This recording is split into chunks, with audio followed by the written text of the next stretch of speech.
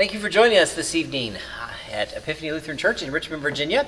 I'm Kevin Barger, the Director of Music Ministry here, and this is our Music Minute. Yes, I know that it is more than a minute, but that's what we call it, so it works, where we look at our hymns for tomorrow. Tomorrow's hymns will start with Praise to the Lord the Almighty, and this is a well-known hymn, I think. The hymn is actually based on the first 6 verses of Psalm 103 and then Psalm 150 in its entirety. This is another of those hymns that Catherine Winkworth, remember that name, has translated for us. Her translation has really become the standard in English for this hymn, used across everybody. There were several versions of this tune throughout the years, and of interest, the very opening, the bum, bum, bum, bum, that leap, that I'll call it for lack of another word, was actually in none of the translations up to that point. So we don't know exactly where it came from, but it sort of serves as a wake-up call, and it's sung with gusto, so I think it works. On a personal note, this was also the gathering hymn sung at my wedding, and so that has special memories for me in many regards. Hope that you enjoyed this jazz waltz version of Praise to the Lord the Almighty.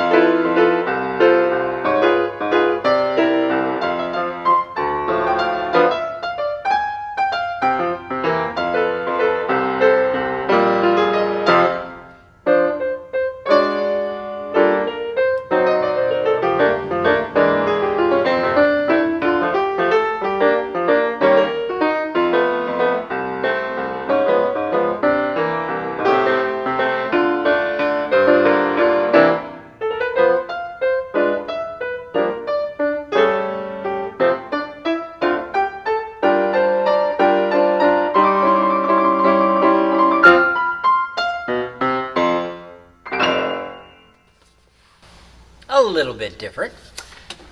Next, we're going to go to a modern day hymn, and that is Light Dawns on a Weary World. This hymn has its origins from the Hymn Society meeting that took place in Boston in the year 2000.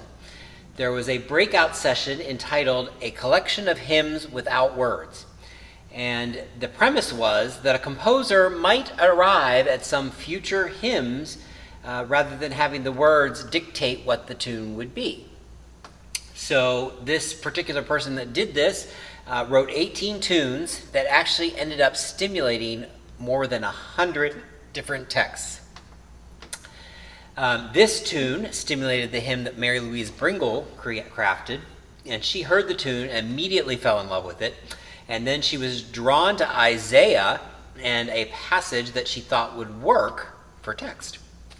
The crafter of the tune then the next day gave a lecture at this conference where he spoke to the need for Christians, Jews, and Muslims to all work together for peace, hence the shalom. It was quite fitting for these times, of course, in those days, as it is now in these days. So that was the history of Light Dawns in a Weary World. The tune name is Temple of Peace, and this is a piano version of that.